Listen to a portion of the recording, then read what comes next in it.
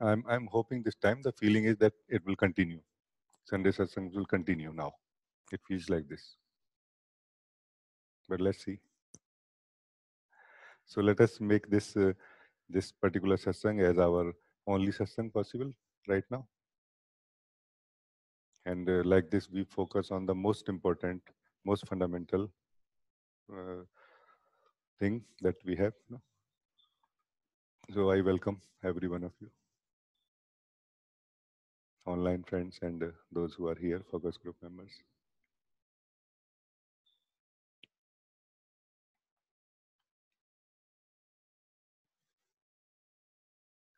You want to say something already? Acha, please. So can I continue about what you just spoke before this started? Ask you something on that. Is it okay or no? Okay. Yeah. Because you said that you're being made to speak, and Where did you you say? said that you're being made to speak and recognizing. You mean me only or everybody? Everyone, yeah. Ah. And the recognition of that would be like the instantaneous end of suffering. Yes, yes, yes. So The spiritual, um, the spiritual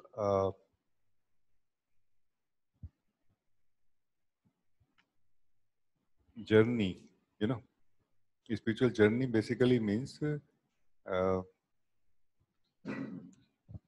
like in a conceptual way, we can put it like this: that a spiritual journey is basically journey of the person. Like spiritual journey is of the person, which is not outward, but it is more inward. You know,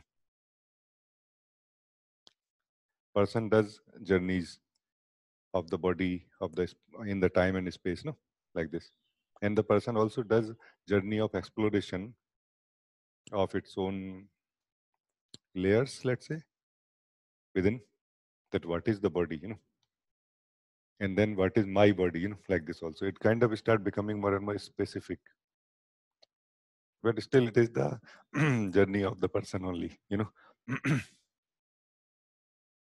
and there comes a time when it is kind of it reaches to some point where awakening also happens, and awakening happens and it is instantaneous, and it cannot be a journey. This is what I wanted to point out. Awakening basically means recognition that this which says I kind of is able to see or sense or feel in some way that I am being lived, not that I am living. I am being lived, and question and wonder arises: I am being lived by what? Including my spiritual journey. So my spiritual journey is happening and being done by something. What is that? Like the source is recognized in this point. At this point, the awakening is the awakening of the source from the dream of being something other than itself. You know, but at this point, mostly it is like a mix of two things. It is like person wakes up to the fact that there is something called source I have. Like I have something deeper than myself. Like this is how it begins for many people. Most people, I feel.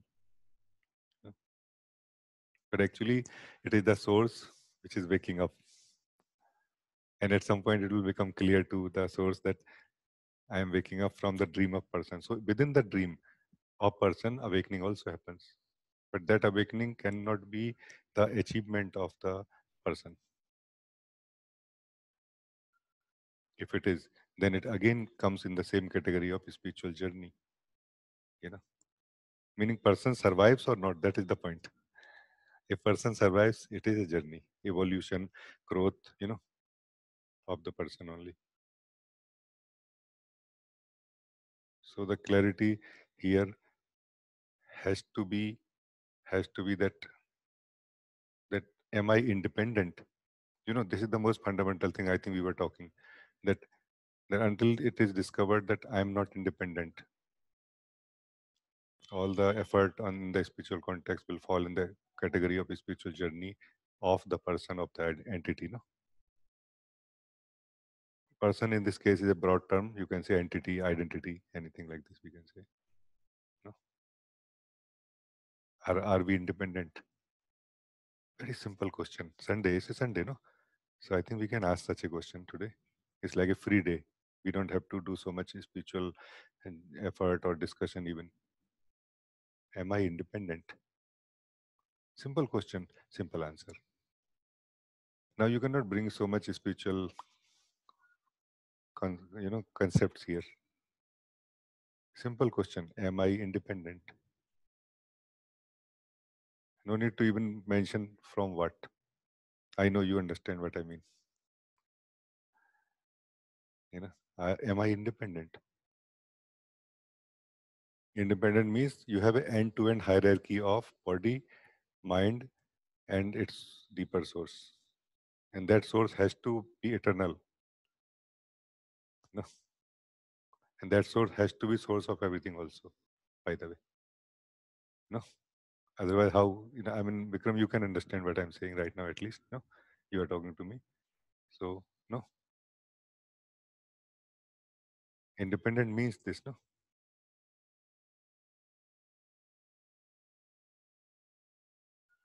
or am I dependent? It is not bad thing to discover the truth even if I am dependent. No?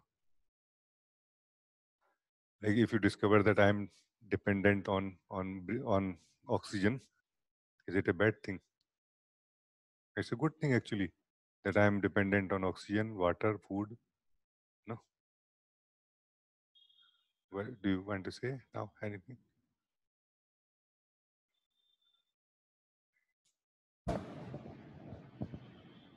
I feel this, when this is like really heard properly, like accurately, it sort of actually creates freedom inside, and it creates like a falling away, like you said, of all responsibility and ownership of any good or bad actions that have been done through this body as well.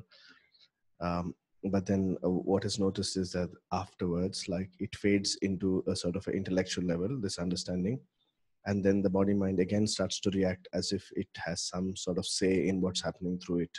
Yes.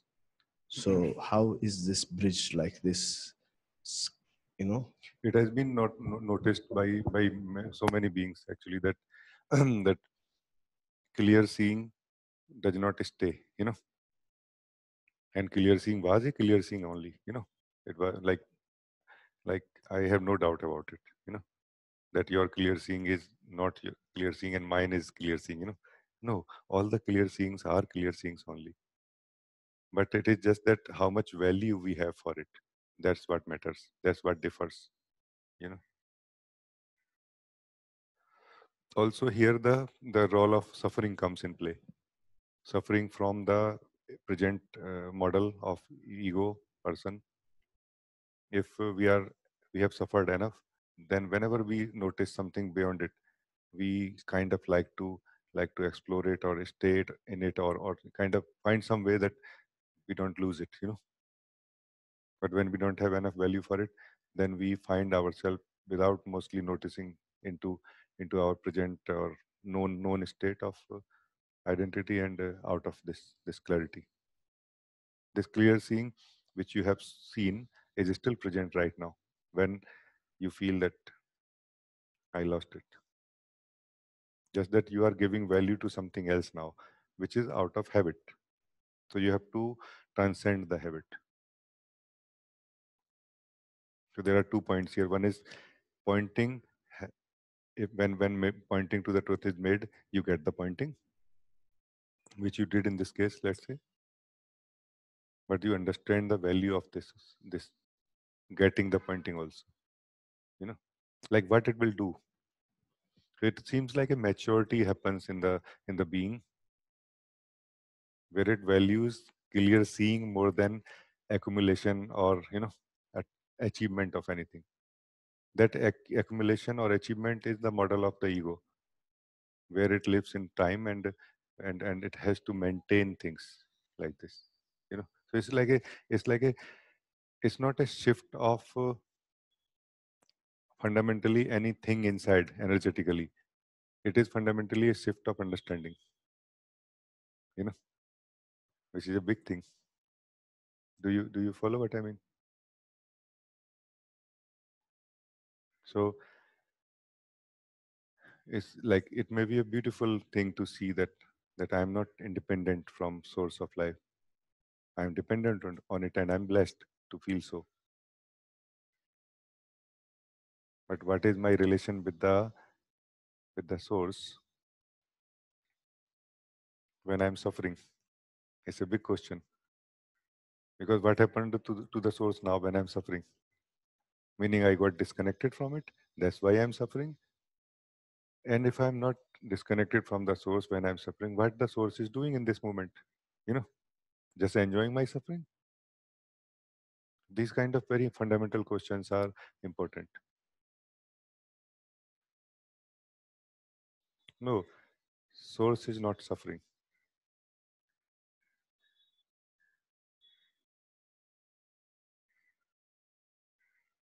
Then who is suffering?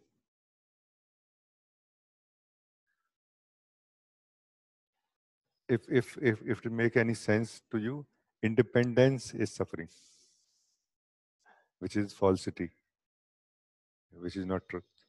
Life is unicity, not really multiplicity in the sense of independence. It is more interdependence, like expression, like branches of it, same tree, nourished by the same tree all the time. So when me and you are talking, what exactly is happening? Who is talking through me? Who is talking through you right now? Very simple question, no? As you know, we are simple people, so we can be more immediate like this, no? Who is talking? But somehow what happens is that whenever I bring such direct questions, mostly the personal state shrinks back. It finds it too open or something. I remember even one beautiful girl I met also this time in Rishikesh. She said that your meeting was so beautiful on the bank of Ganga few years back, and I felt almost like naked from all the reservations or things like that. It was like too open, too much light, like this. She said, and she appreciated, but mostly we don't, you know. So who is speaking right now in in the form of Raji, and who is answering in the form of Vikram right now? You know, are we two right now or one? Because if we are two, which is okay for the time being, but it also can it also be opportunity to discover that we are not really independent from each other? You know, like, can I also give you one clue that every action, every activity, every movement, every interaction in the world is not independent. It is dependent somehow.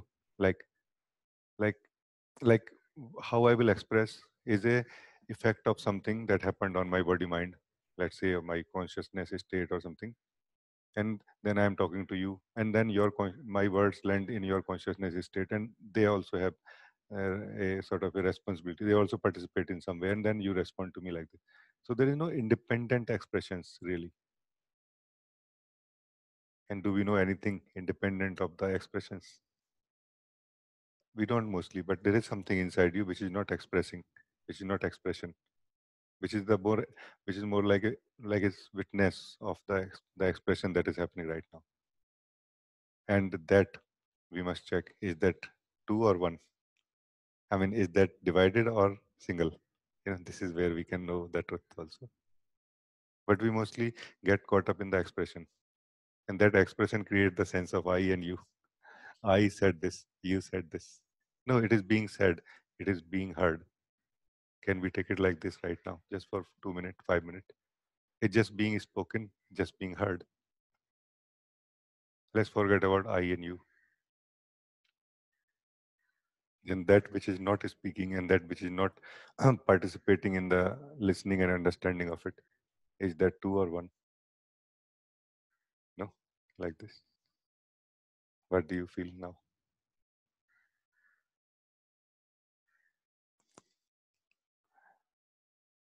Like this, the person identity has to really bring everything into light, because it has nothing which can be saved and can be said to be mm, true, eternal, like this. It all is dependent on everything else, like this.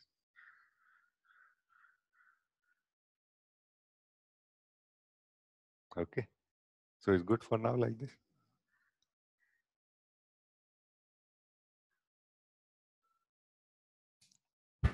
It's very good. Yeah.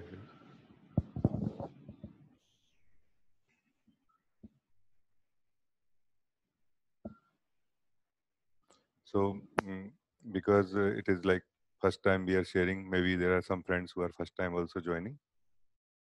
I want to kind of touch some fundamental, some basic of I feel of a spiritual context, whether it is a spiritual journey or a spiritual awakening,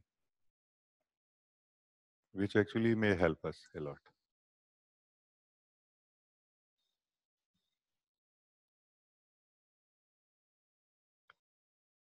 Like what happens, I found that we join some group, like you have joined, for example, right now, online friends also here also. So you have joined a group, whether for this meeting or for some time. And like this, every time we join a group, we kind of get colored by that group. We kind of, you know, get influenced by the group energy, which is also okay. Sometimes it is useful also. But ultimately, what happens is either in the group or outside independently, we are continuously influenced somehow, and we have kind of started thinking what we don't want to or don't need to think, and that is what creates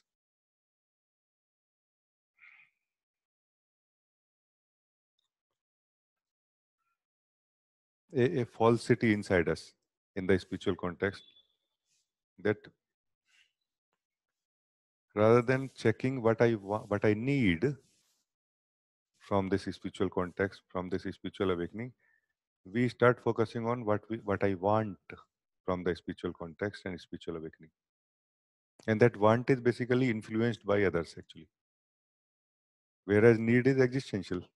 Need is like thirst. Want is like, I want Coca-Cola, not water. So this is the difference.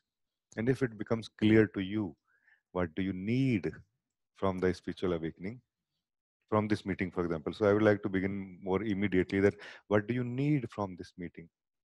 Not right now, not for today, for something very fundamental, like what do you need in your life, for which you have come here. Or if you have come here only for some, you had some problem yesterday, and so you just wanted to join this meeting, maybe like this, it is okay. But I would like to invite you to really check inside you that what do you need in life, not want. Want is influenced, want is based on knowledge, need is based in not knowingness of life, which is basically oneness of life. Not knowingness is oneness of life. You know, knowingness is separation from life, where we live in the illusion of knowledge and knower. In this not knowingness, intuitive uh, guidance is present, always present. So, what do you need? Need means there is an impulse inside you. There is a sense of, let's say, maybe incompletion. I want to bring a little bit something. I think. Let me see if Madhvi is here. I cannot see Madhvi right now, but I was I was talking to Madhvi today in the morning only.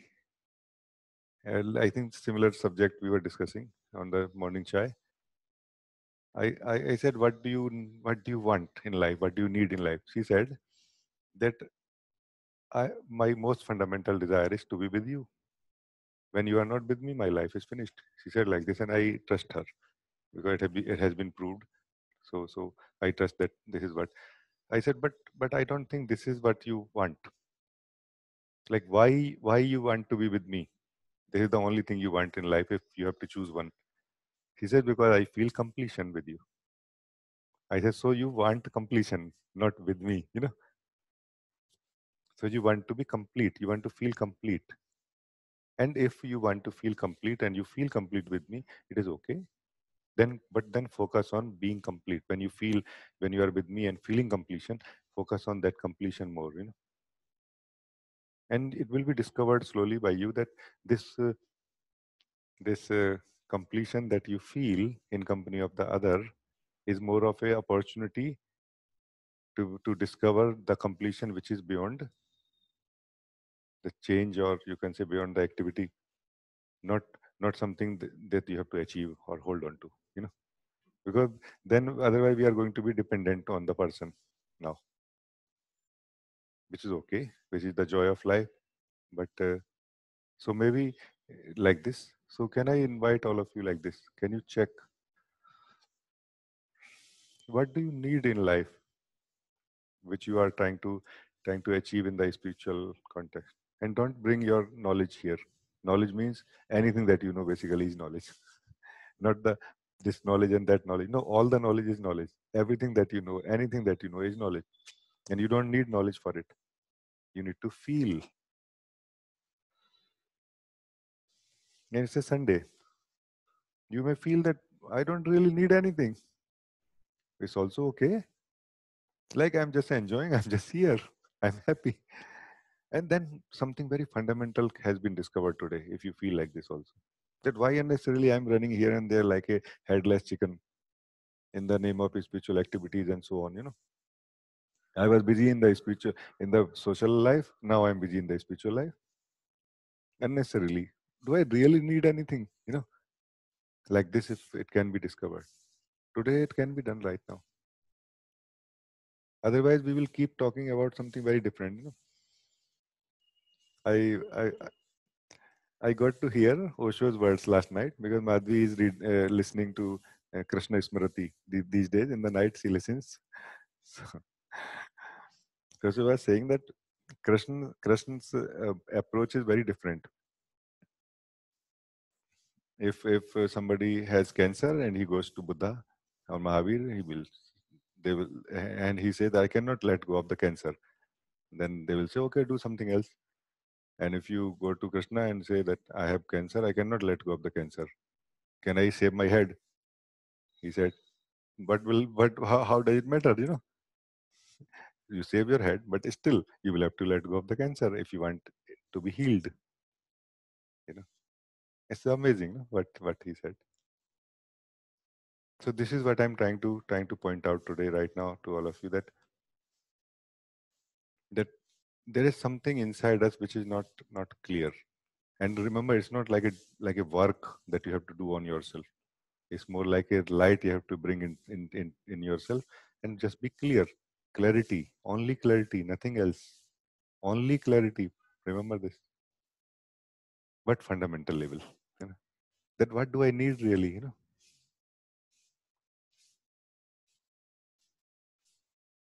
At your existential level, meaning when you are not when you are not touching any knowledge right now, when you are not depending on anything that you know right now, what is the answer of this question? What do you need? I mean, you need food, for example. It's okay, and you will do whatever you need to do for this. Food, shelter, cloth, education, health, anything like this is okay. But for that, you don't need to be restless or restlessly working on things. So is it not that, can it be that very standpoint is rooted in falsity, and that is the cause of restlessness? And from there, you are searching for a solution for the restlessness, maybe. So the answer will be that first you be restful, then you see, is there anything left to be done? And anybody who has tried like this, they find there's nothing else left to be done.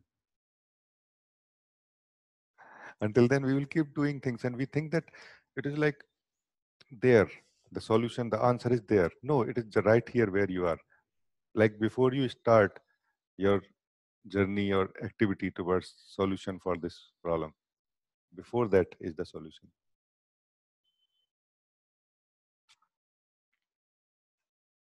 Kasturi kundal basai, marag dhunde jag mahi. This kasturi, no, is in this in this navel of the deer. This fragrance that you are feeling or that you are searching for is coming from your own self. But because you are searching restlessly, you are not able to feel from where it is coming. It is coming from your own heart, actually. What you are searching for is the fragrance coming out of your own heart. You have to feel more accurately, not run more faster. You know, you don't have to run faster. You have to stop and feel more accurately, like from where this fragrance of love and of this freshness of existence coming. It's coming from your own own being, actually. So stop and know, and stop and get it, not run and get it. Not run and know it, like this. Stop does not mean you stop breathing or living life. It means that you give up this project, which is based in false, which is based in confusion, let's say, which is based in not being clear. So first I will be clear, like this. Is it not? Is it not good? Like this, I wanted to start. If anybody want to touch any other fundamental concept like this, you are welcome. Or if you want to ask anything, now you are welcome. Because it's not going to be a very long meeting. I'm hoping that in next 1 hour it will finish. So online friends also, you are very welcome to ask. Especially this meeting is for you.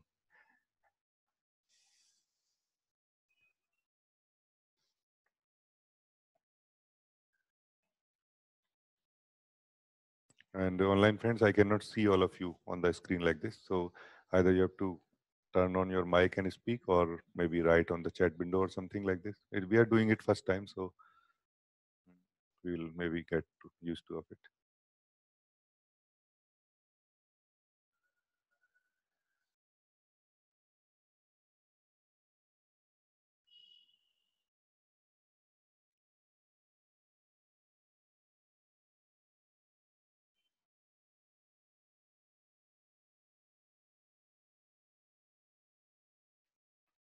What I shared, there can be only one exception to it, in which you will not like to look right now.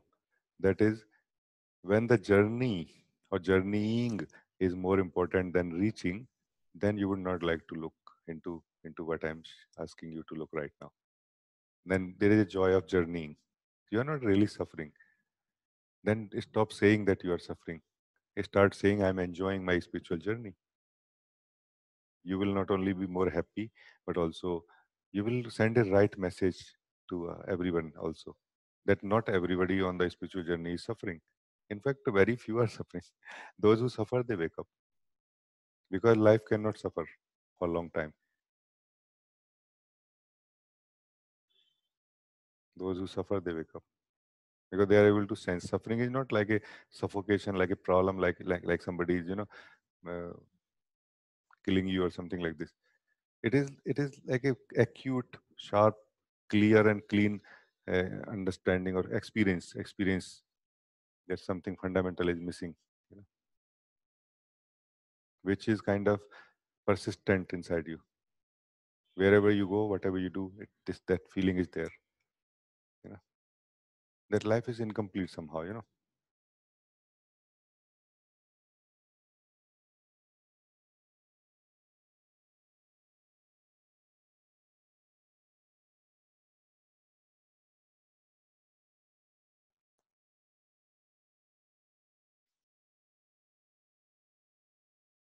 Beloved, Yes, Gina.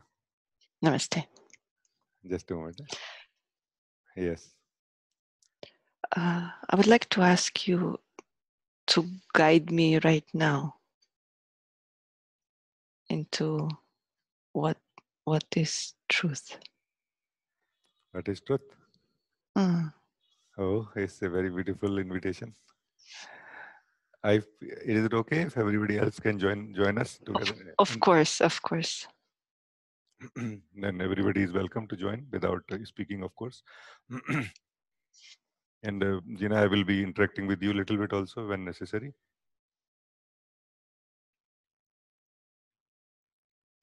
So Gina, you are saying that uh, that that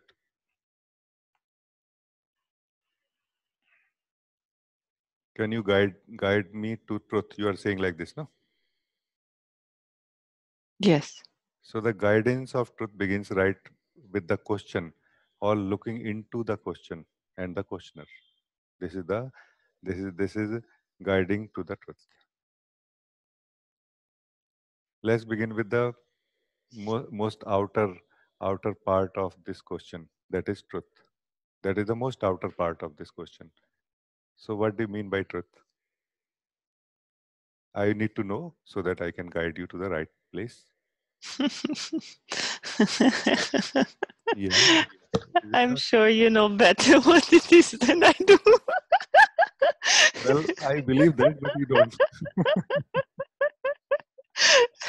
I definitely believe that I know better than you, but you don't believe that yet. I I mean, don't know. what I mean I, is that it doesn't matter really what I know or what I don't. What matters is what you know and what you don't. No. So please say, what do you mean by truth? a unity which is free from me and mine.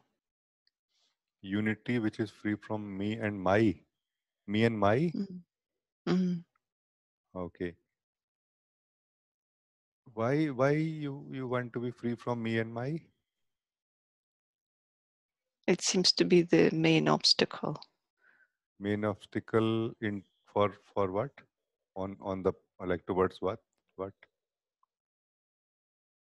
towards the truth. Towards the truth. So let us forget this and let us define truth again.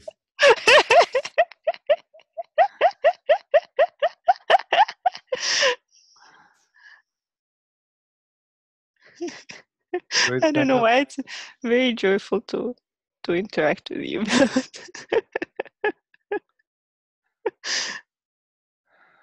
it's very nice. Very nice. Just be sincere. We don't need to be serious.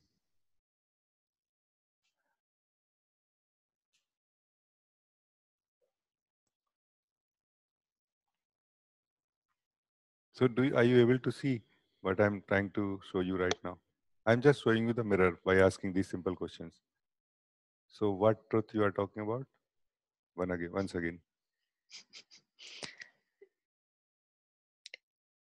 Very conceptualized truth. So you let go of it. Only talk about something which is like which is alive in you and which is true for you right now at least, if not every day. No.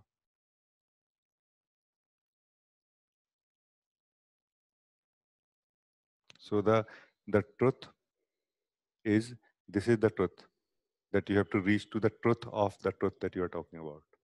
And this is where we have reached now. No? That I don't really know what is this truth I'm talking about. No. Yes. This is a very good place. Not knowing is a very good place, very open place. No.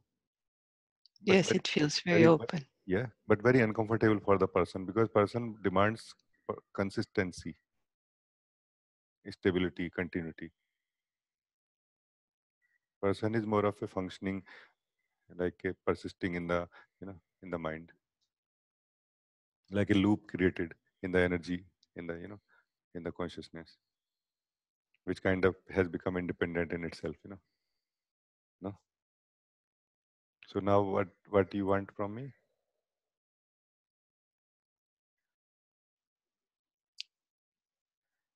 Hmm. Actually, I would say nothing. I I don't feel so much separate right now. Yes.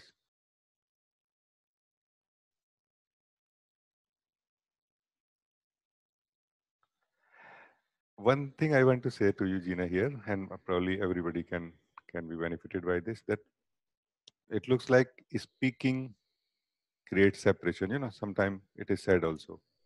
Speaking means defining, creates separation.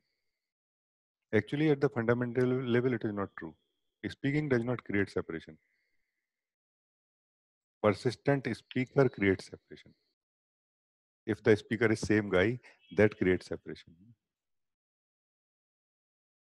I am speaking. This I creates separation, not the speaking of it. You know.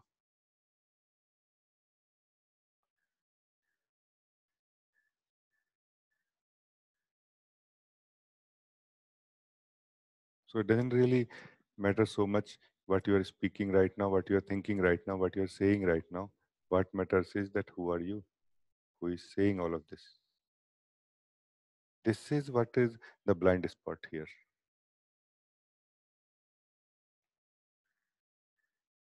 And we are just trying to correct the one level out, or two level or three level out. We are thinking about our thinking, it's like two level out. We are thinking about feeling, again two level out, like this.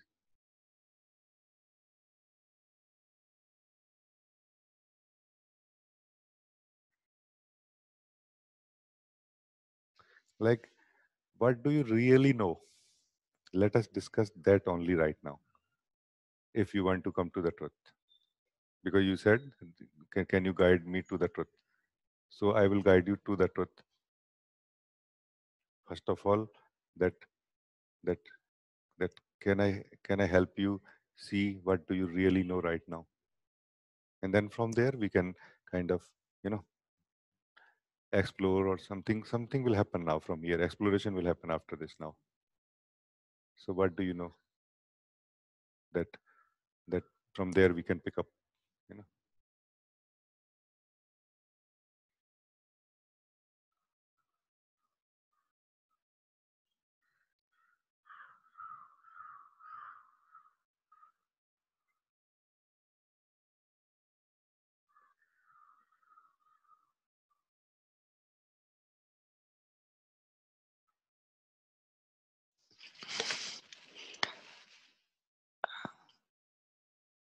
I exist in some way.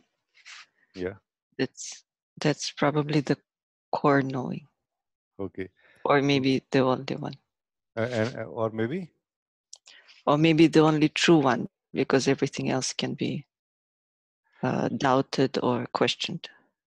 we will look into it slowly. Let us first come to the truth. Then we will kind of, we can do firing on the false also afterward. You know.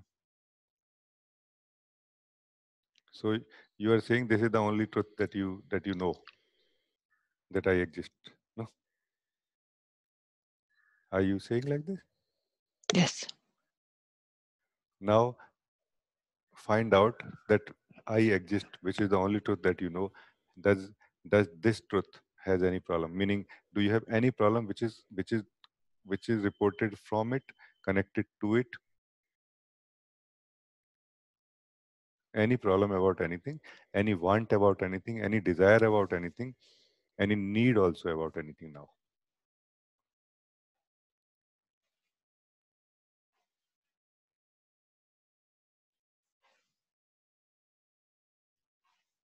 Is this no? This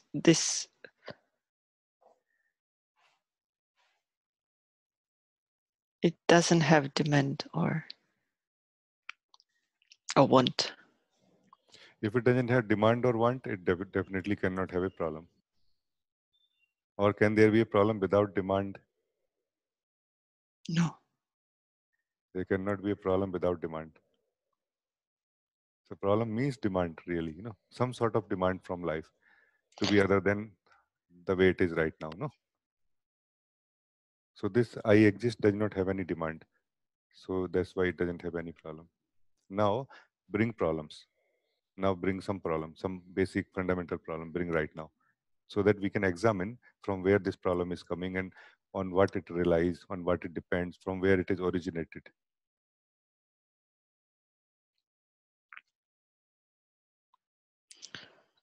There is a feeling of unrest, like a demand for rest. Yeah. So demand for rest, like feeling for you are saying feeling of unrest, restlessness, Yes, and then demand for rest. Okay, so here what maybe see what you might be missing is that it looks like these are two things separate from each other. May I ask you, are they two things or one? it's one thing. Yeah. So is there so then where is the problem here? Problem cannot be without two. Whereas whereas the problem reporter feels that problem is caused by something else and has to be fixed by something else, like this, or has to be fixed by me, like this. Like there is a scope or a space for activity, for movement. That's what I mean. Is there a space for activity here?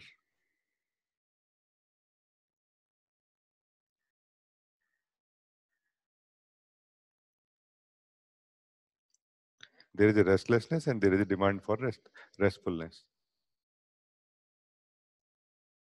So how why you reported it as a problem? It's already felt like a movement inside on top of the I exist, which is not moving or involved. Yes. But my question is that why even this is a problem?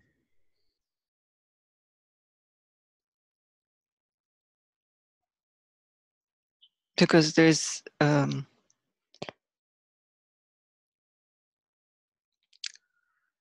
a way it is noticed, and like I want to do something about, there is a demand for movement or reaction to it.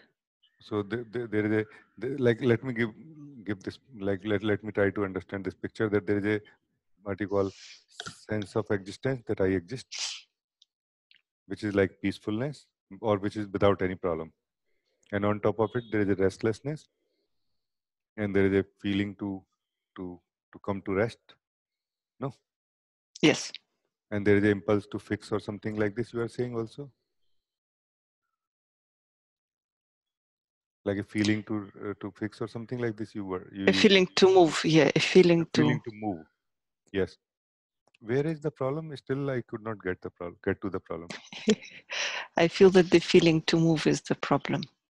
How? It's that it's coming from some. The origin of it is artificial or kind of not real. How I can don't you know. say? How can you say that?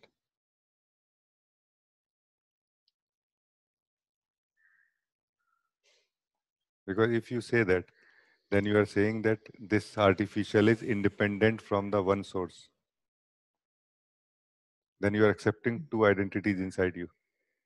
No, One it cannot one be. the true identity, the existence, and one is another identity called ego. Now you are accepting two identity here, no? Which can make a movement, no? From where the movement can be originated, like this you are accepting, no, right now. No, it cannot be like this. It cannot be really.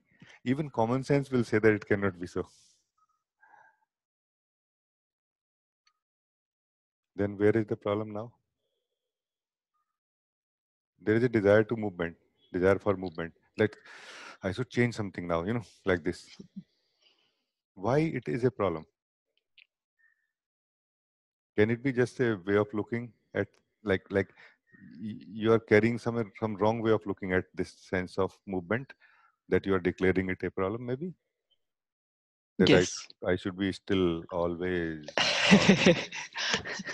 That every movement becomes like a sin, and you let go of this idea, and you are like, oh my God, back to life, normal, maybe not spiritual or awake or something, but very happy, very integrated, very joyous, And then you will come to know at some point after maybe few days, weeks, or even years that, hey, this is called enlightenment actually.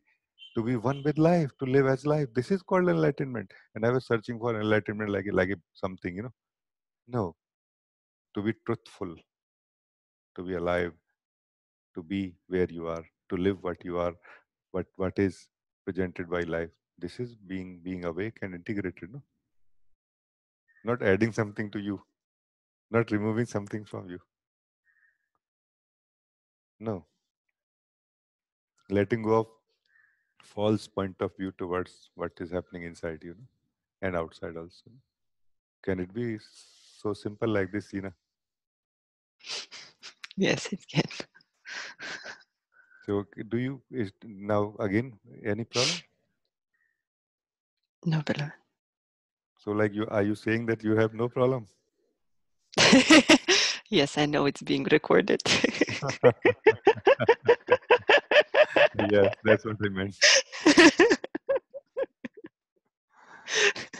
I say even for 5 minutes, even for 1 hour, for the duration of this meeting, can we just live in this mood or mode or in this vibration that oh I don't have any problem really, Can you imagine how much good you can do to yourself? How much healing is possible by this simple openness that I don't have problem right now, But you have to be really sure about it because I'm here to help you see more clearly by showing you the mirror, no, again and again like this. So, do you have any problem right now? No, beloved. Is it not nice? Very nice. Is very nice or very nice? It's very, very, very nice. Yeah, I just want to be sure because spiritual people are very funny people in some way that they play with words too much. So I'm kind of learning slowly. I'm just making sure that we have reached to the same place or point where you know, like I'm just making sure that we are on the same page. Are you making any effort to be like this or you are like this is a more of a clarity, not of a achievement? It feels more like resting rather than effort. Yeah. And why you are resting? Don't rest now. Like this is something part of this guidance that you asked for. Now move so that we can see, what is your truth.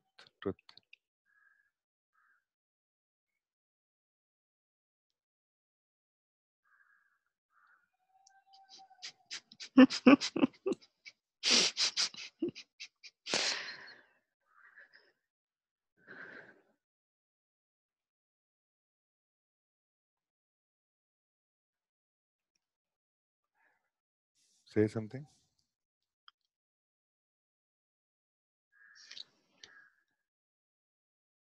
Whatever is how I reported this movement or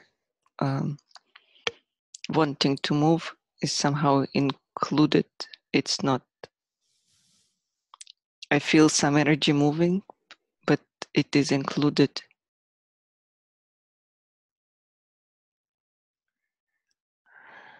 Good. This is good. So excluding is what is creating problems, no?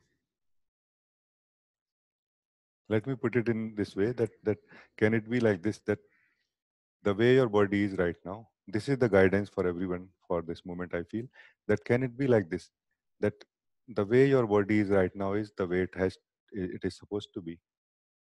The way your mind is right now is the way it is supposed to be. The way your feelings are right now are the way they are supposed to be. Can it be like this? Unnecessarily, for some unknown reason, you are rejecting them, trying to improve them, change them, correct them, like do something on them. If you want to know the truth, you are the truth.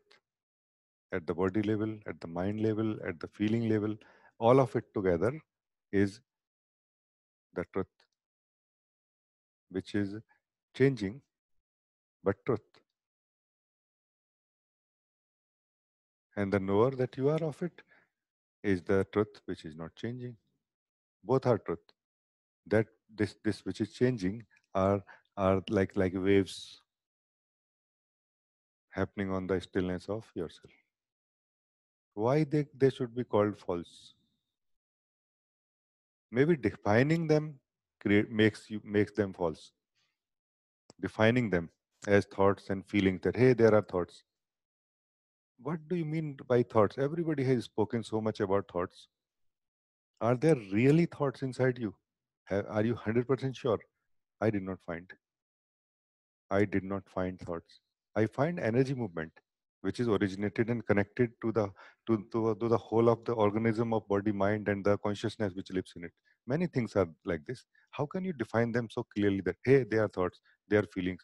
You know, are you sure that thoughts and feelings are very clearly defined and geometrically separated like this? Are you sure? This is what I'm saying. This is where we are missing. We are a wholeness, and unnecessarily we are imposing divisions. At any given point of time, we are wholeness, and not only wholeness within ourselves, but we are also wholeness, like we are one with the wholeness of life. Also, by defining, we create divisions, and we suffer from those divisions now because we believe our definitions, and we start looking at our own self, the truth of ourself, truth of the thoughts is being looked at by you now through the ideas you have about them. That's why not knowing is the place from where you can know everything. Not knowing is not like imposing the idea that hey, I don't know anything, I don't know anything, I don't know anything. Not like this. No, you really see that I don't really know anything. No, can it be like this? That you are already. I remember one beautiful master said that enlightenment is what is happening to you right now. This is what it means actually. Enlightenment is what is happening to you right now. This is enlightenment, or this is enlightened state of life in which everything is happening. This is a very big mystery, that who wakes up and who is asleep.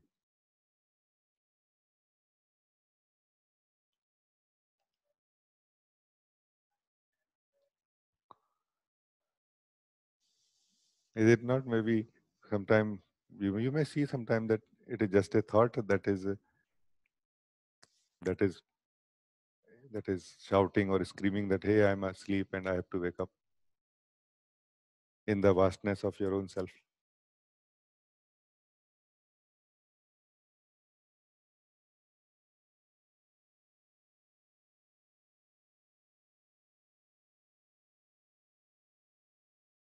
So where is a place for effort, and for whom? Who will make effort? Not that we will not make effort, but right now in this climate, I'm inviting all of you that effort for whom?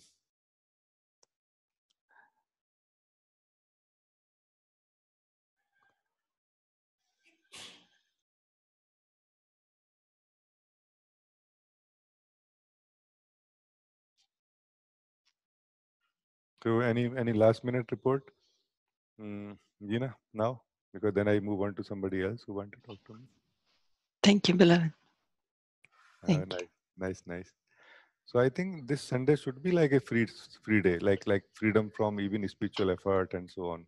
No, like a real holiday. Yes, beloved. I think this last statement was the speech that I prepared yesterday for this meeting. Rest is spontaneous. Okay. I mean, let's be a little lighter.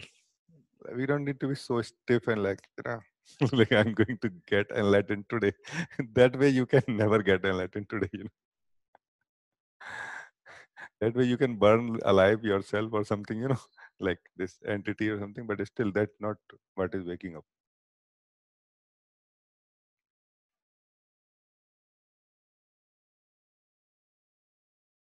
Waking up, basically, I feel, in the simplest possible manner, in the most like human manner, is to appreciate what is. This is waking up, to appreciate what is. And we cannot generally appreciate what is. It is known fact. Because I like what is happening right now in this, accept this thing. That accept is is the thing that you have to include. Because the moment you exclude it, you have created a division in life. That's the naughty part of the play God has created. Not out there, but in you. What I like and what I don't like, is it like dependent on the circumstances I'm surrounded by, or dependent on how I look at them? The good and bad is out there or in me, who defines, like normally nobody would accept that good and bad is inside me in my defining of it, because that's very difficult part. That is the transcendence of the believed in knowledge into your true knowing or not knowing, let's say, of life, being of life. So everybody like to project that no, this is bad and it should not be in the life, or at least not in my life. No, that's the idea, no, that I cannot remove it from life, but I can remove it from my life at least. Cannot we see that it is just a hypothetical circle created in the vastness of the ocean of life, which is not regarded by ocean nor even by the waves? That's the cause of suffering. That is the cause of suffering, that my projections are not regarded by life. Is it not like this? So if you are a seeker of truth, for me, seeker of truth is the highest, like the most, like if I have to respect anybody, I will respect like this, except a being who is awake, that a seeker of truth, who values truth more than anything else, who seeks truth in a simple way, I'm saying, not like whether you should seek or not, and who is able to see the truth also. And once you see the truth, you appreciate and value it more than anything else, even if at the cost of feeling uncomfortable, like this. So if you are a seeker of truth, would you not see this? That the way to happiness is truth. And what is truth? What is happening right now is truth. Then you have to search for truth, seek truth? No, you don't have to seek truth in this case. You have to dare to see truth. Dare in the sense that we are excluding things. You don't let go of that exclusion. All inclusiveness of the being or state of the being right now. That okay, everything is included. I would not exclude anything. And I'm not saying that you do it for outside right now. Outside may look like too intimidating, too much. But for inside, you can do. Because inside is like my feelings. There are no such thing as my feelings, beloveds. The inside is like my thoughts. There is no such thing as my thoughts. The very my is the tool God uses to create a illusion of separation. My is a thought. My feeling is another deep feeling. And what is that container in which that my feeling and then my thought happens? It is free from both. It is free from thoughts and it is free from my thoughts. So who really is troubled by something called my thoughts? Is it not the thought that these are my thoughts? Live, and you are attached to that thought that these are my thoughts, and you feel that I am the thinker of these thoughts. I'm responsible, for refining them. That's how the autonomy has been experienced by us, no? In one sense, there are many, subtleties of it, and like this. So not technically speaking, but generally speaking, like this. Is it not like this? I think this is good enough for now. Anybody else want to talk to me? You can talk. And it is Sunday. That would it not be nice to have chai also?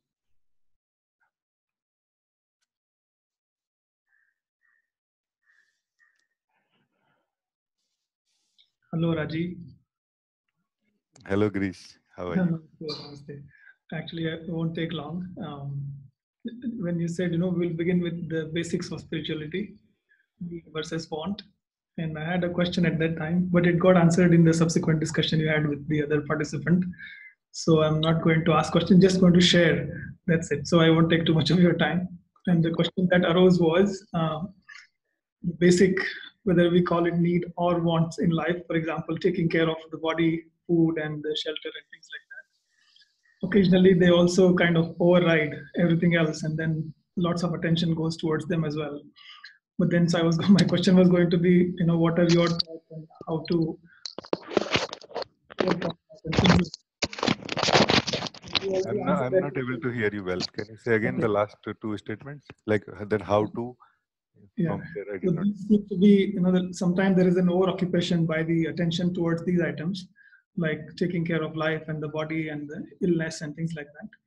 So that was going to be my question, but it already got answered in the subsequent discussion. That is, the problem is separating them from the wholeness in the moment. So otherwise, involve them, accept them, and be one fully with them at that moment in time. So it doesn't kind of, even in the moment when the problem arises, it's not a problem. Only later on we call it a problem. Sometimes that also happens. Yes, And yes, so yes, I just wanted to share this, and yes.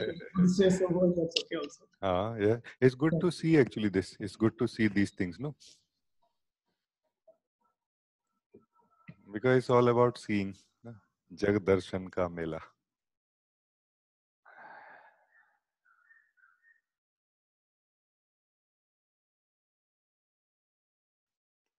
Like when you are doing your deep meditation and you are about to reach to your samadhi and you suddenly feel very hungry and you realize that you don't have any food. Now you are feeling, oh my God, what is this nonsense? I have to go out and arrange for food now.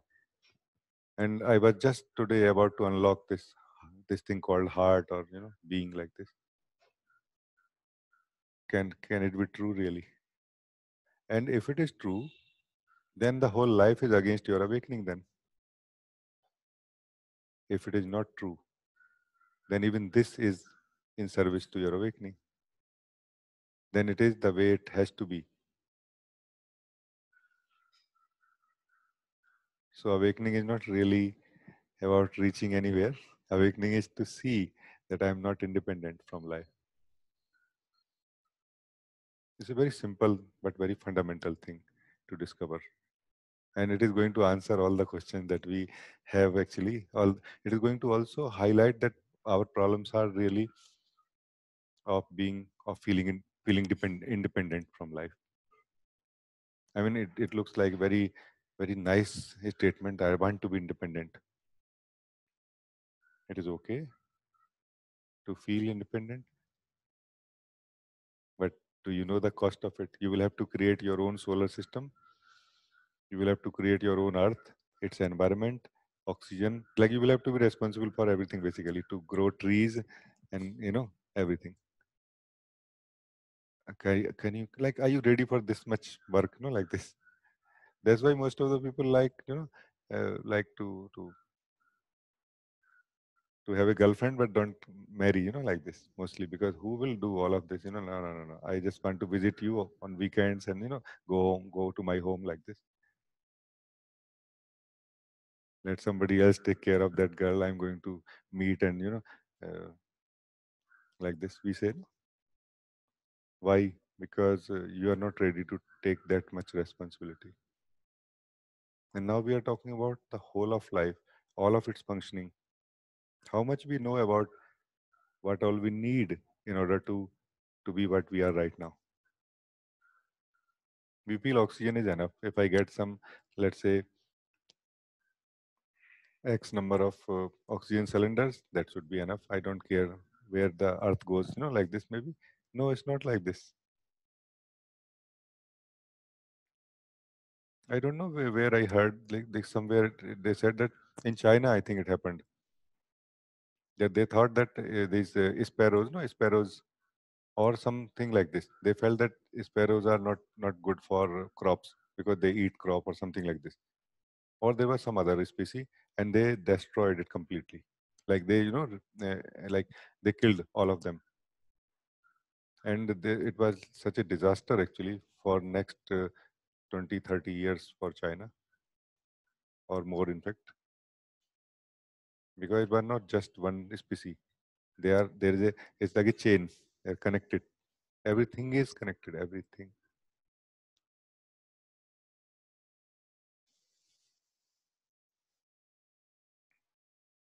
Normally, what we call a devotee looks like a silly guy who is kind of, talking about things which don't make sense to us, but could be a devotee. A true devotee could be someone living with highest wisdom of life. That life is not really divided, and I am not my own source. I have a source, a life source, a connection with the source within myself, and I am devoted to that. That is my God. I am its devotee. Like language sometimes differs, but the understanding and the result of it is going to be same: freedom, joy, light. Like this. It's all about seeing clearly. Yeah, I don't know, just felt like sharing with you. Thank you for bringing it up here. Thank you. Thank you.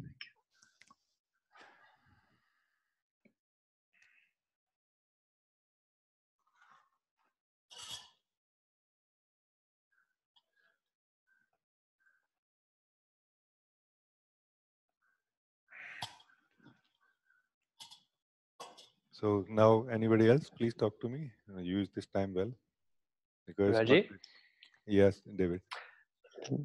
namaste. I'd like to share something with you, Yeah. if I may. Um, as you were speaking to Zena towards the end, there was an experience of seeing that there's no one here that can do anything. It was very beautiful. And the whole structure of my life kind of is seen to be non-reality. Um, I'm not sure what else to say, but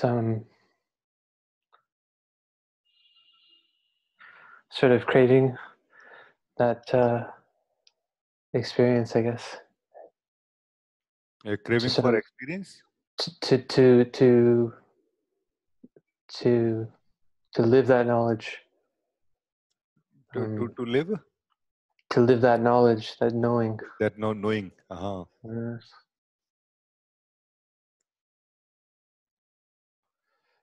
Can I share a little bit something, or you want to Yeah. say more? No, please. Okay.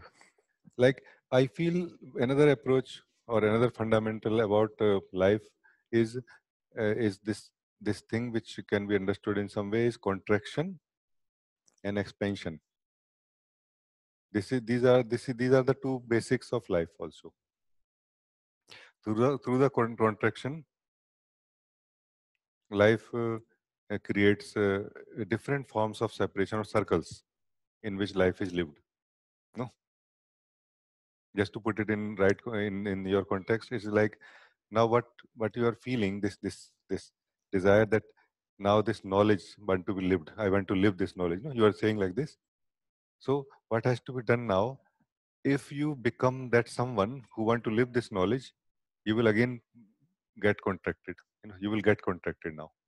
You will become a spot here, like even if like a spotlight. Even if full of light, but a circle again will be created. And this level of knowledge can happen only in expansion. Expansion. So if you can let yourself be expanded naturally by itself, not trying to stretch yourself to the infinity, but not also trying to contract yourself, attach yourself to anything, and by this way contracted again, then all will be known by itself, like this. you know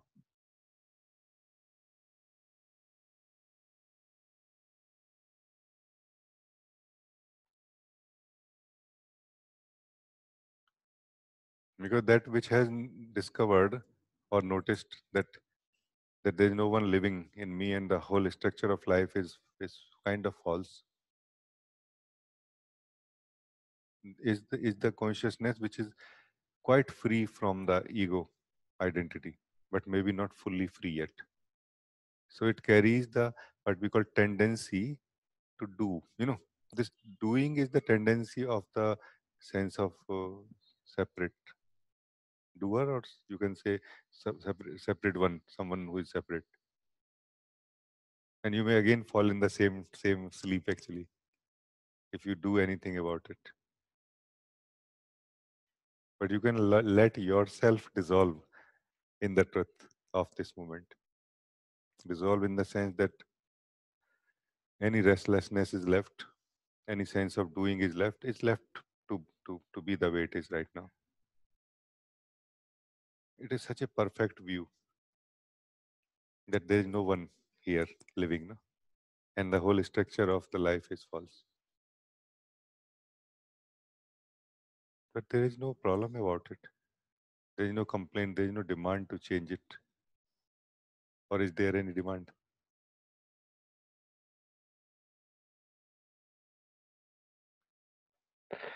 No, it's actually very relaxing Yeah, it's so relaxing. understanding. Yeah.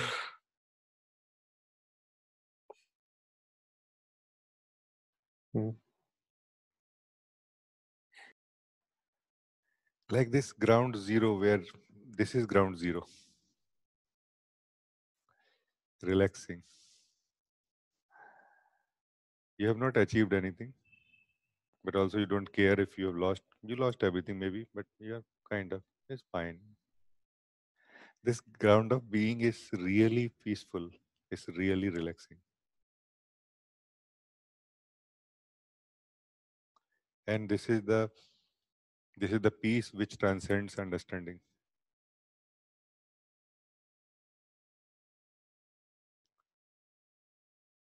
By knowing which everything is known, and without knowing which nothing is known really.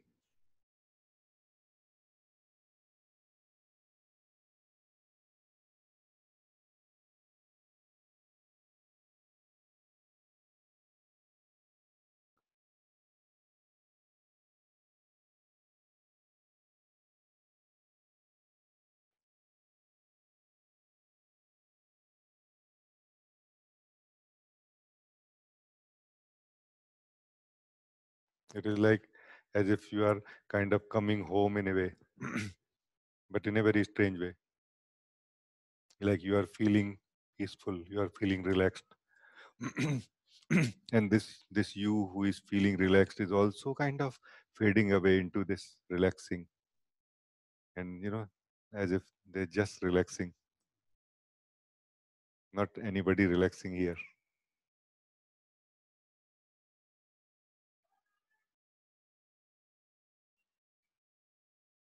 This is the being of life relaxing here.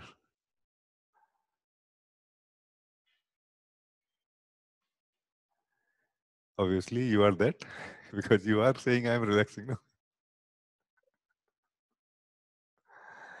Do you need any evidence from outside for it? Maybe you don't need to accept my word that you are the being of life. You will know by yourself.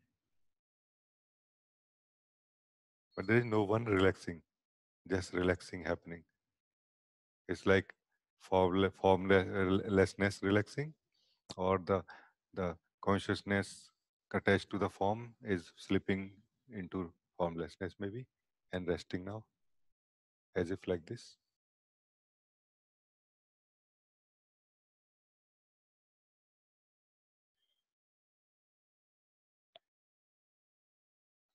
So it's good like this.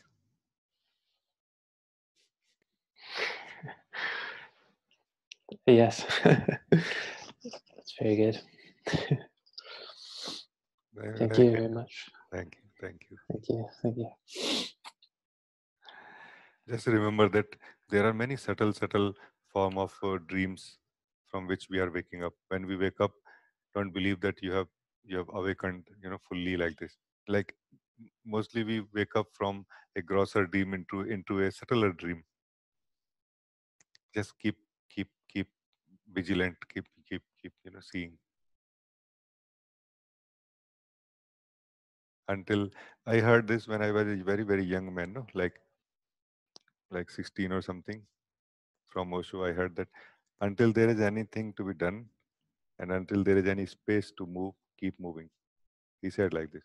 which was translated in a sense of doer so much and journey and all, and which happened also. But here I want to say something similar, that as long as there is anything need to be done about anything, remember something still has to happen.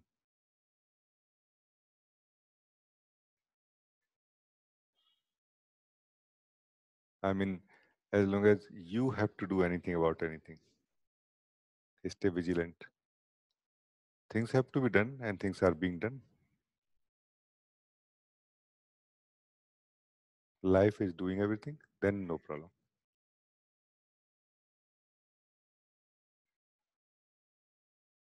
But if as long as you are doing something, be vigilant and just keep this doer or doing in check, in the light of seeing.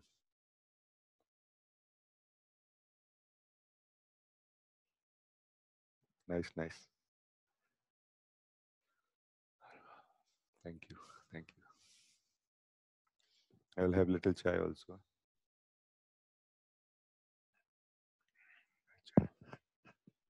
In the meantime, anybody else want to talk to me? You can talk. Kiran.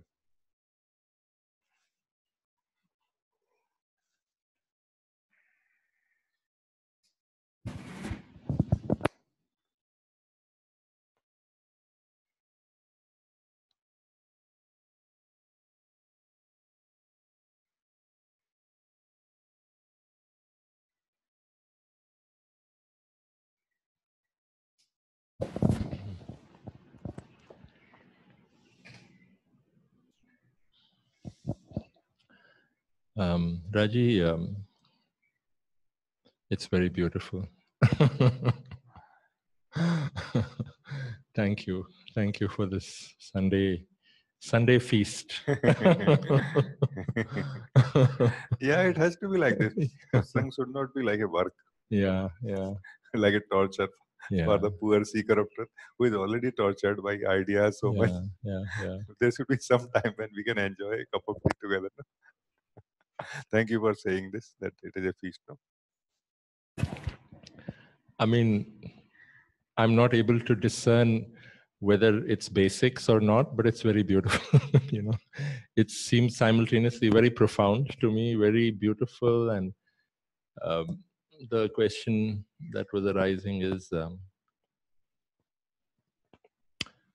there is a noticing that sometimes there is a lot of activity, things are happening.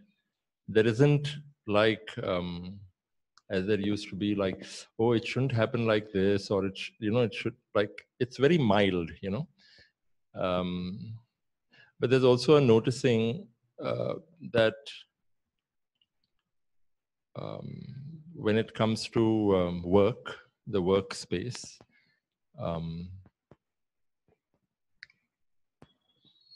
sometimes there is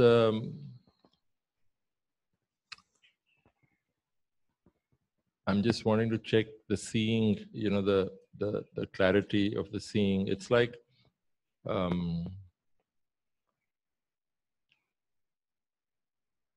I don't know, complacence, like complacence, or like, I mean, spiritual laziness of some kind, I mean, sometimes that effortlessness, which is very, flowing, conscious, but it's like a slight edge where sometimes it becomes like there's an activity and it's being seen, but also sometimes it's seen that it's like, moving into little, so that vigilance, it seems is happening also, but it seems to be required to stay aware, watch, and sometimes a judgment arises in the workspace. I'm saying, like when there is a noticing that there is a lot happening here, but somebody else may not be doing something, etc. But the interesting thing I want to share is that when this energy arises and, like there's this agitation also comes, it is seen. And then there is a coming back into wonder of, like, is it really out there? And so like something opens up then, like something is revealed, and like that like you said, that projection, I really liked what you said about, if there seems to be a problem, there is only a projection actually, it's not really happening over there. Actually, life is very complex, not complicated, but it becomes complicated when we see it from a standpoint, meaning when we see it from a perspective, because that perspective basically is a projection of some, like of the degree the perspective is,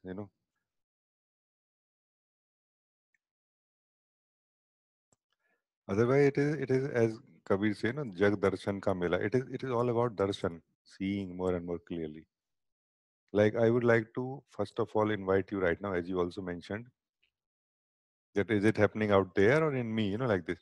I would like to invite all of you actually right now, because in this simplicity and this relax of Sunday, I think a lot can be seen today. Why to wait for next meeting?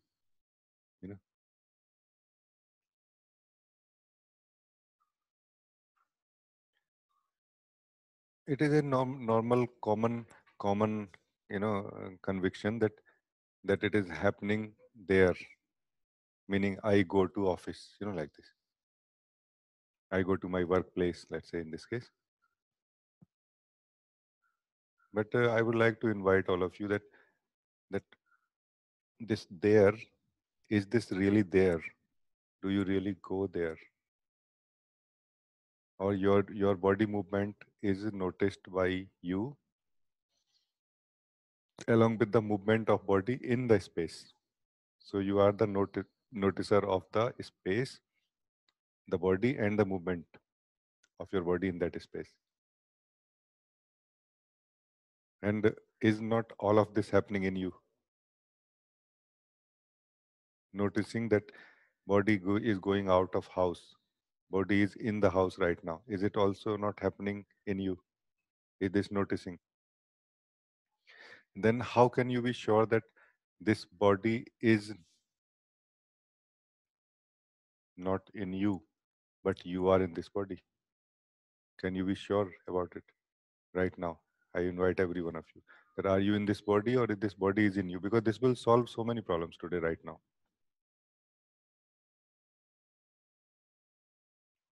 Like how you feel, how you know that you are in this body and moving in this body. How do you know this? And where exactly you know this? Inside the body or outside the body? Or inside, most importantly, inside you or outside you? Yeah. Is it not that you know this inside you, that I am in the body? So what is more important, the fact that I am in the body or the knowing of the fact which is inside you? So the knowing of the fact is base of the experience that I am in this body. And this knowing of this fact that I am in this body, where exactly it is? Is it in the body? No, it's in you. Your declaration that I'm in the body. What if you don't declare that I'm in this body? Then where are you? I say that everything is happening in you. Let's say I say like this right now. It's just a way of challenging our own, present position. Now you challenge back. How can you say that it is not true? Even the outside is inside you. Even your work is happening inside you. Like this I'm saying.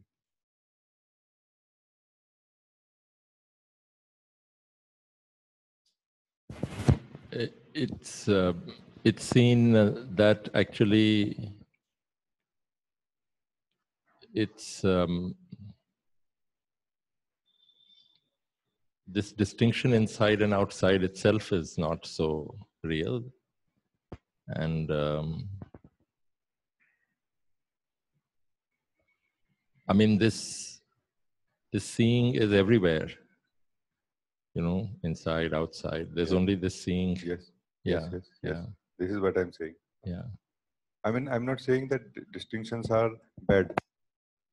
Distinctions basically means mind. There is body, there is consciousness, and there are distinctions. That distinctions is called mind. So there's a maintainer of divisions inside us for a very healthy region, let's say, so that a human life can be lived. That this is outside, this is inside, because this body and human life needs coordinates in time and space. These are the coordinates in the mind, which is okay. But we are the seer of it. As you said, there's a all-inclusive scene in which it is happening, or in which is right actually, not in front of it really. Because in front of it looks like a seer and a scene. No, it's like a oceanic or sky like seeing from like omnipresent seeing, That's a truer, much truer version, I feel. Many people have reported this experientially, that this seeing is like seeing from everywhere, all the dimensions and directions, not just from the eyes, like this, like a multi-directional seeing, no? Is it not like this? Hmm. And what is very precious, Raji, you have pointed in the past in Goa, I just want to share, is that this sense of wonder, I mean, it's quite magical, like whenever something seems to suffer, there is a arrival of wonder, like I'm not seeing something here, like something is not being seen. And in that wonder, sometimes several layers are revealed, like, and then suddenly there is a peace. And that same thing which was causing agitation, I mean, it's beautiful, This sense of wonder is a quality of the being. Sense of knowledge is the quality of the person. The being lives as this for quite some time. So this movement of uh, from sense of person to sense of wonder actually is a movement from person to the being actually. And it is amazing to see in our group somehow so many of you together. It is God's decision, Sadhguru's decision, that we moved actually together now from the sense of knowledge, because sense of knowledge is not something like hooks you have to you like you are tied to them. It is more like we believe or rely on, like we trust that more. And once you start tasting the power of wonder, like you see that, hey, true knowing happens through wonder, now you rely more and more on that. And this is what you are reporting also is true actually. It is like light. It's like a inner firework again and again, like this, like wow. And I want to tell you, beloved, you will find this sense of wonder till the very core of life. Core means in the sense of pure seeing of your own self. You are able to see. Because what is this wonder? Let us maybe just wonder about it for one moment. No? That this wonder is like desire of life to know itself without creating any distinction, division, exclusions. Like what is this? This is wonder. It just does not say anything more than this. It just want to know what is this. And there is nobody else. It is also clear, the being is also clear that there is nobody else going to answer. It's just asking itself, what is this? Otherwise, our question and answer and everything is based in divisions. That somebody will question and somebody else will answer. Wonder, there is nobody else. Just the wonder questions and wonder answers. The oneness of life is knowing itself like this. No?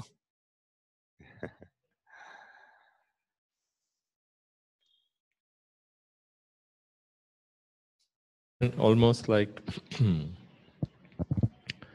I mean, that agitation also happens, sometimes intense also, but there is always a kind of, soon after there's a gratitude that, it's like I'm reminded of, I don't remember exactly, but Hafiz, said that the difference between a saint and a person who is living his life in an ordinary way is that, the ordinary man is trying to scheme and plan and plot, and the saint is delighting at the chess move made by God. How beautiful it is. How beautiful. Because I think it could it's because the sage has discovered the unity, so the fear is not there. There is a playfulness. There is like, I'm up for it, you know, but not like, oh my God, you know, something big may happen, burst may happen, you know, not like this.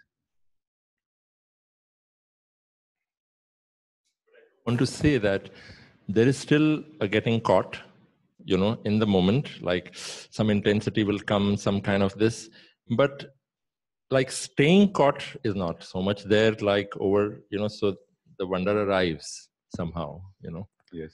Yeah.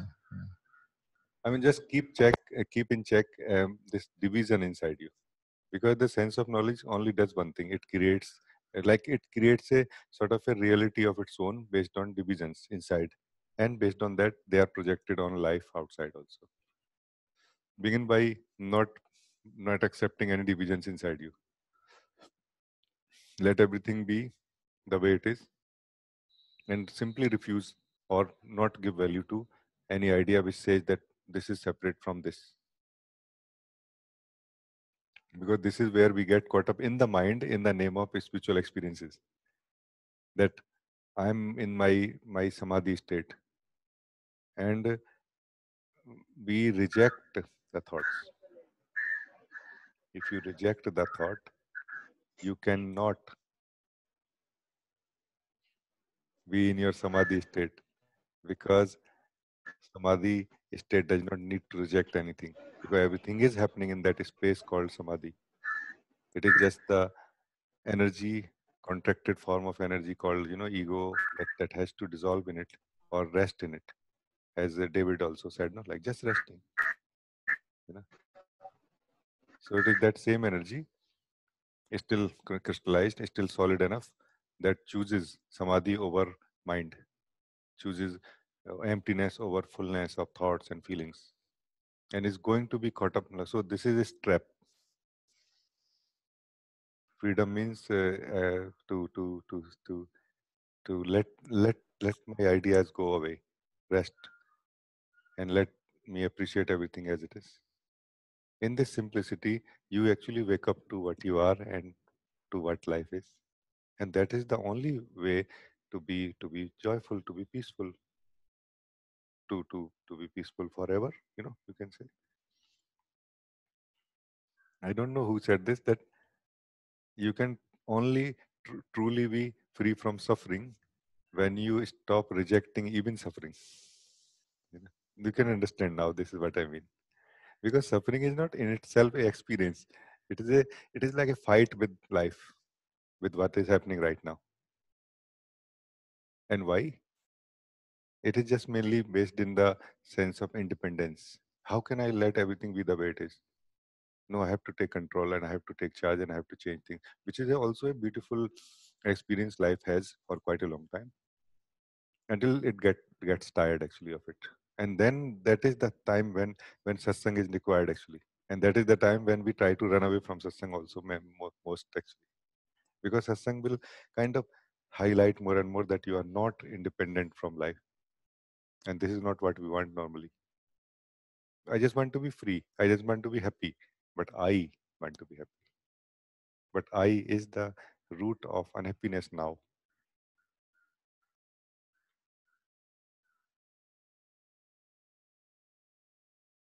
No, like this.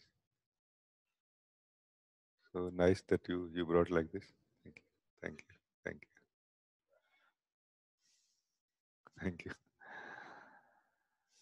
I mean, as I said, I speak very simple things. Not because I did not read or listen to great concepts, but because I feel they don't serve anyone really, except the mind of the seeker. That the simple thing I want to say, that whether you are online right now or in this room, the sooner you understand that we both are in this room and start living it, the better for both of us. The more effective it will be. Simple thing. Don't talk great things, that what is consciousness and what is this and whether you are a seer or not. Can you acknowledge a simple thing, that we both are in the same time and space right now? If you can, you have already broken out of your shell or dream of ego. Simple thing. Of course, you cannot get your enlightenment in this case, but you will get the enlightenment, not your one. You will not get something called awakening, but you will wake up from you into this room, into this truth. This is the truth. This is the beauty of this Sunday Satsang. Let's come to this. This. This is truth. It has always been truth, by the way. We were just busy. So the Sunday Satsang is to live the truth, not to solve anything really. When you live the truth, you don't need to solve anything after that, no? Or maybe in few times we have to do like this, and then you don't need to solve anything. Because it is seen clearly that everything is happening by itself. What trouble? What problem? Who will fix? Who will do what?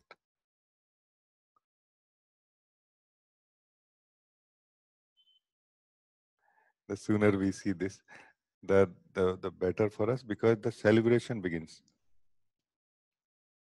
Then you can celebrate yourself and everything. Because what else is left to be done now when nothing is in my hands? Then I can let life flow in me, through me. Like this me is also, is it not like a more energetic thing than a reality? Like there are different kind of knots in the body. For example, there is a knot, here somewhere, which kind of separates this arm from this, what you call hand, no? Like this, eh? Wrist. So like there are so many knots like this, but we are not aware that there are not only physical knots, there are like physical knots also in the energetic levels deeper, where there is a knot of me also. Why to fight with this also? It is also serving some purpose. Why not just be aware that even I, me, myself, whole of myself is like a contracted consciousness, like a knot happening in the space that I am, or the space that is, and that space cannot be other than you really. I mean, you just find out. Nobody has ever said that this space is other than myself. It is like somebody else. I'm happening in somebody else's space. And if you say, it can be mostly a devotee who says, I'm happening in God right now and always. I'm moving in God right now and always. Like, very beautiful feeling, very beautiful, blessed feeling that I'm I'm a I'm a you know piece of ice in the ocean of God, and melting and rejoicing so much. Like the time that remains, the way God moves me, and at the speed God is melting me, all of this is so perfect. I have deep longing to merge, to dissolve completely today, right now, and yet there seems to be no restlessness about it. Like this. This is the true coming to the true happening of life. You can say, where nothing left to be done, and yet everything is being done still by itself. Like you retire, you rejoice now. You retire, you rejoice. Like this. If you don't retire, you cannot rejoice. In the name of something, we will keep doing. Like that. This is why Sunday Satsang. Like One thing I want to say, yeah. that um, the greatest joy is that I have found you.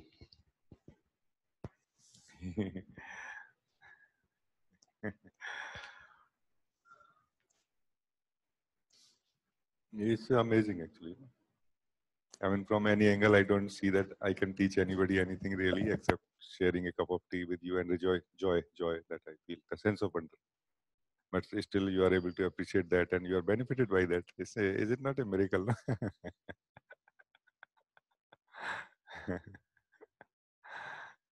I mean, I know truth is infectious when it is loud enough and allowed to express. But not so many people there in the world who can receive or who can appreciate it. No? So amazing it is how it happens. Thank you. I equally feel joyful also. Actually, I really feel very joyful also like this in this meeting. I mean, I is just a word here actually.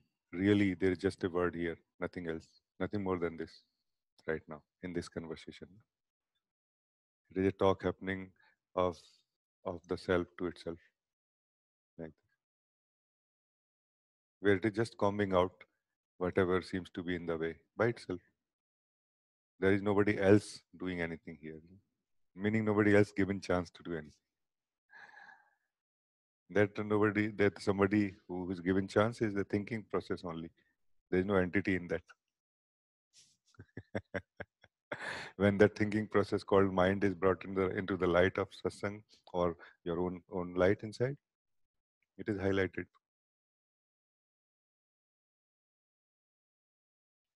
That neither that is true nor there is no anybody really in it trapped.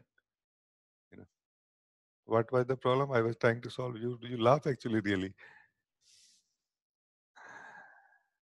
So nice.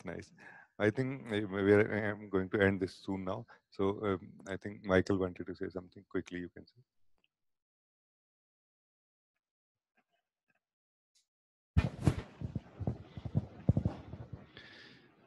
Since it's a Sunday, Yes. I dare to ask a conceptual question. Oh, conceptual. Okay. Yeah. It's all right. All the questions are fine. But the motivation is joy of clarity.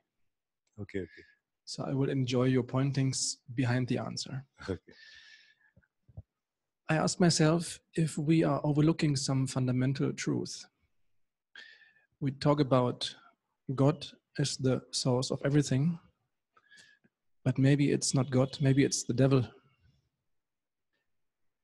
Because it's just an open question. Because what we can see is that we not everybody is celebrating life and enjoying life, and we don't see only beautiful things on the planet, but we also see that we see struggle, we see obstacles, we see suffering, we experience suffering. At least before we are enlightened, everybody probably experienced suffering in his or her life. So this is that's a reality we can face. And so maybe it's not a game of playing God with itself. Maybe it's a game between God and the devil. And I know the limitation of concepts. It's just the invitation of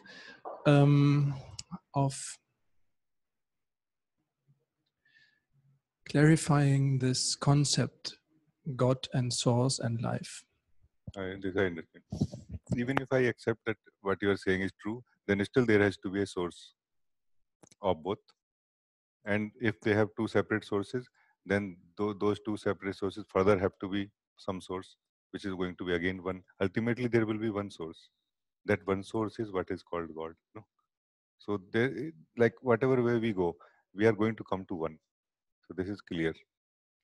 Whether it is devilish or divine, it is coming from the same source. So this is thing. And this is also a big discussion that is happening and exploration happening about suffering in this context, that many people are suffering. Also mentioned this. Many other teachers I heard mention that we did not find actually many people who are suffering. So either we are not able to see something that the master is seeing, or master is not able to see that we are seeing. But I found, I can share my experience, that we seems to declare and shout and cry, hey, I'm suffering. But whenever approached such a being that, okay, this is the cause of suffering and you can let go of it, we don't let go of the cause of suffering. Meaning we are not ready to pay the cost for it. And why not? Because it is not so much of a problem that I have to pay such a cost. If you don't have such a problem, then it means you are not suffering. So there is a lot of shouting of the suffering than actual suffering. Like I remember Guruji mentioned that there was in UK, when Guruji used to share that there was a girl who used to take his help. Guruji used to help her. She used to come, and then she went into a wrong relationship, let's say, like what you call like I don't know how to say, toxic relationship. And she said, I'm very happy, I'm very happy like this. And then they broke up, and then after some time she disappeared from satsang, and then after a few months she called, I like we are together again, and like this. He said, okay, is your life, what do you want? Then one night she called that I'm calling from the wardrobe. He's there. He tortures me, and he beats me and all of this like this also. He said, okay, then call the police. He said, no, no, no, I don't want to call the police. Somehow I still feel little attachment to him, and like this. If you really go deep, like talk to any mm, psychologist, they probably know much more about these things. They will explain to you what I'm saying. Who is suffering really? Suffering means like suffering basically means that I want to solve this problem today, right now. But this is my joy to meet anyone who is suffering really, who want to solve a problem right now. Nobody want to solve problem right now. We just want to lend or spend 5% of our energy and time of my life, or maybe Sunday, half an hour I can give you for this problem. Like this we are talking of. Like where exactly is suffering happening? So this is a very human perspective I'm presenting right now to you, not the non-dual perspective, which is very different, by the way. Because in the non-dual perspective, there is no individual living in any body, in any form. And it is true, by the way.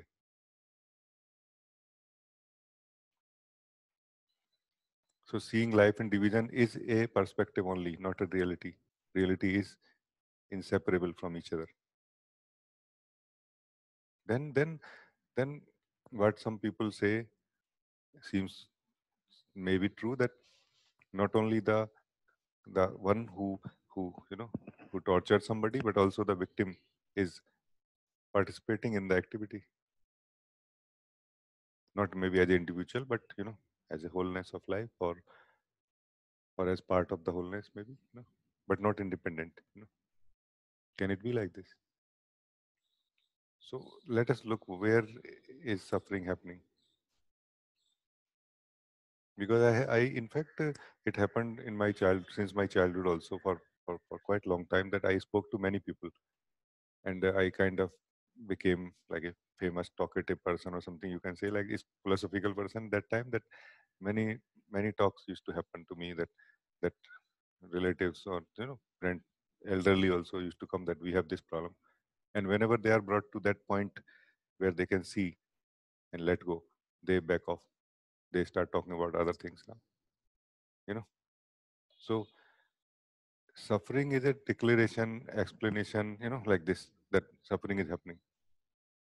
But if it is a real suffering, there has to be readiness to be free from it also. No?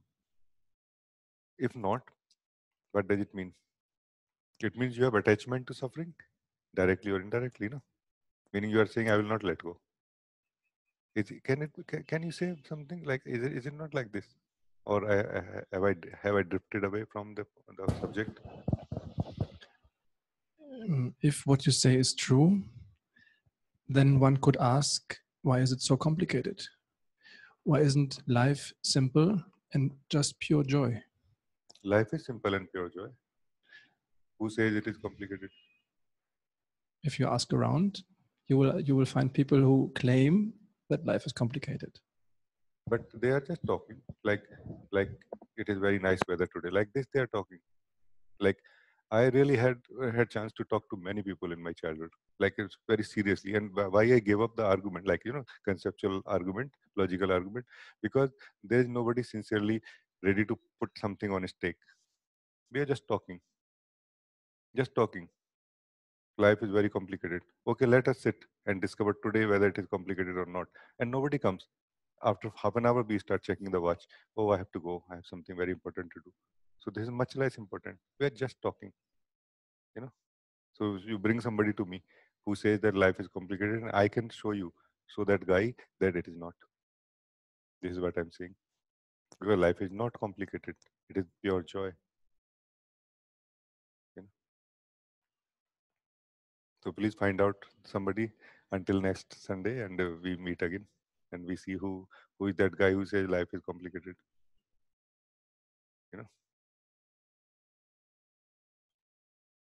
There are so many different kind of dreams in which we are living, but not by compulsion, but by voluntarily, by our own joy. And in that, if we are suffering, it cannot be said a bondage to suffering. It is our own choice that we made. No? Like I want to let go of this part, which is kind of not nice. But that part is not independent.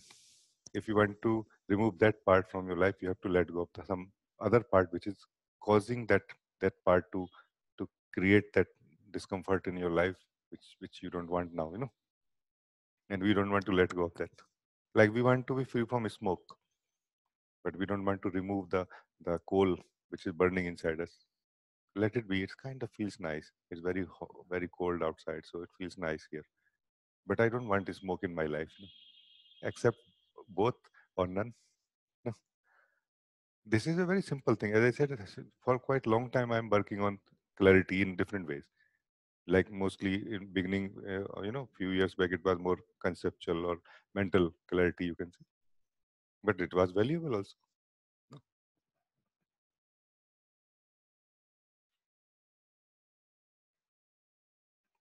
Whenever there is something, there has to be a cause of it, has to be a root of it. Let's go to the root and see what happens. Either you will find that no, this seed, like it's like going to your garden and finding some unknown tree or plant. What plant is this? How who who have planted this like this? And as you go in the root and you find, oh, I remember now. When I went to Burma or somewhere, oh, from there I brought this seed and I did put it. Now you remember like this, no? Can it be like this? Let's go to the root and then we see. What do you feel? Now your turn. I remember that you said that you had a longer journey which contained of struggles. Yes.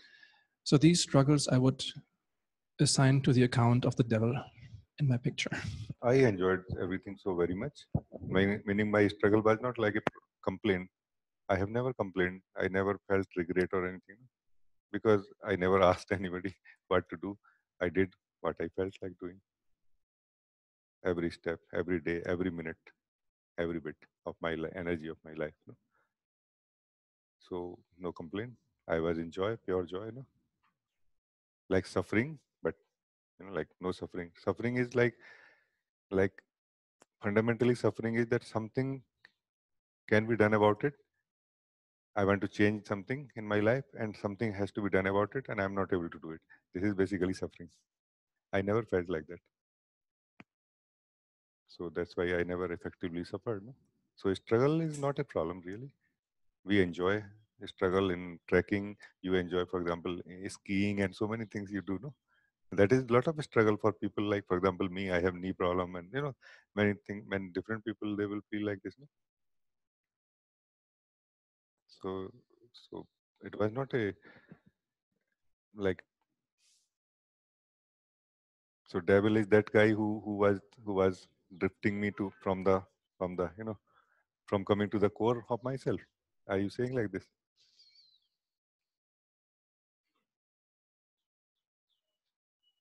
I mean, if it was devil, then this devil was also, controlled by God only. I mean, either devil has to be higher than God or lower than God. Cannot be equal. If it is equal, then there has to be another source, which is what I'm calling God now. So,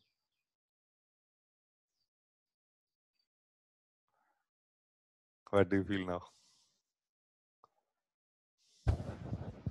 I think we came much closer to the core of the question, which I'm grateful for. I think that I wanted to point out that there's a certain connotation we have with God, and God has certain values, at least if we see, because God is also used as a term for religious and traditional ideas. And what I wanted probably to point at is that these ideas are maybe not true because they overemphasize the positive, or in our duality, in our value system, certain aspects, whereas the God we are talking about here is the very core of everything, which is a different concept. That's probably what I wanted Yes, to it's tickle. true. It's true. You're right. God is a word which is connected to, private, personal, religious beliefs and system. What I meant was source. And let's come to the word source, and I will try my level best to use the word source, then God, or existence, like this, which is the source of everything.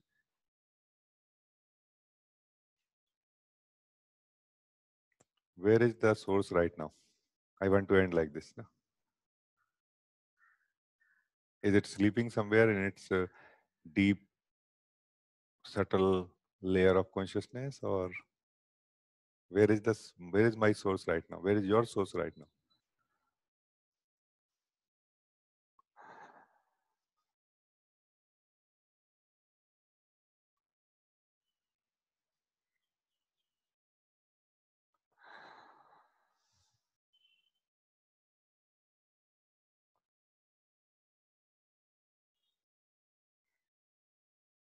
I'm not saying that as you are coming now into this purity and this immediacy of this moment that you will find a source separate from you, or you like a tree or like a branch connected to it. No, no. You come to this, which cannot be defined.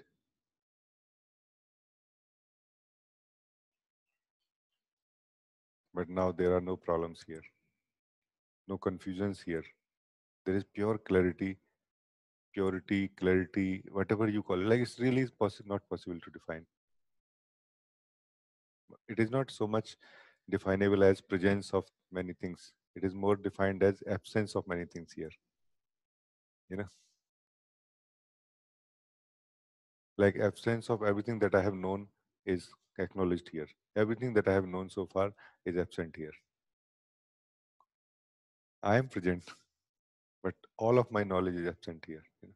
Everybody experiences like this. You know? Because what is knowledge if not memory? In this context, in this purity, in thisness, knowledge is nothing but memory of, of encounter or living of thisness, you know? Which is necessary for the human life, but it's just of no use here.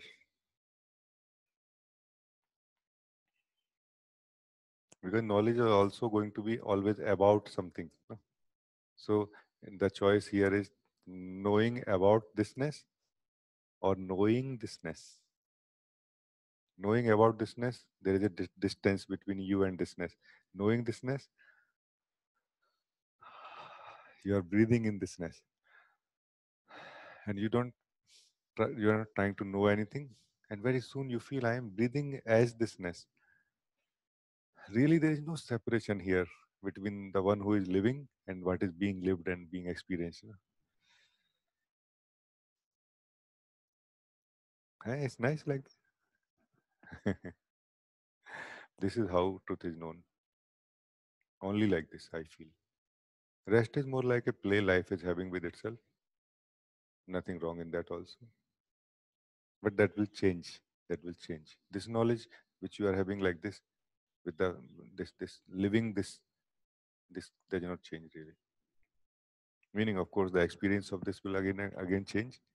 But there is something which is so clear to you that never changes here.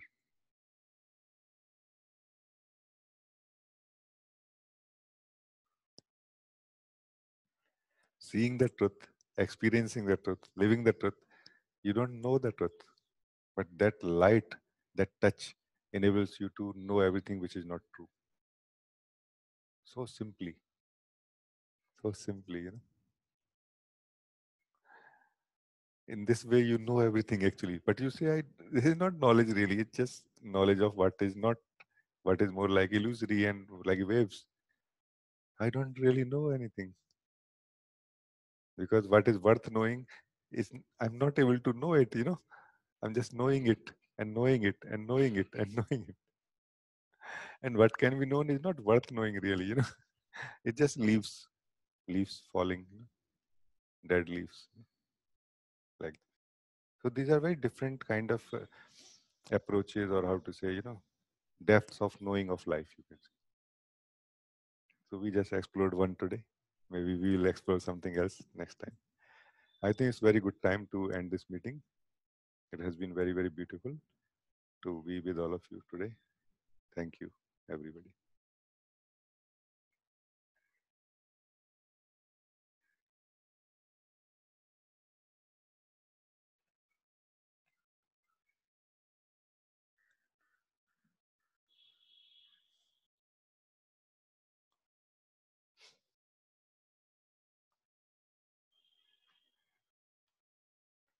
Okay. Online friends, I say you goodbye. Hopefully we'll meet again on next Sunday. Thank you.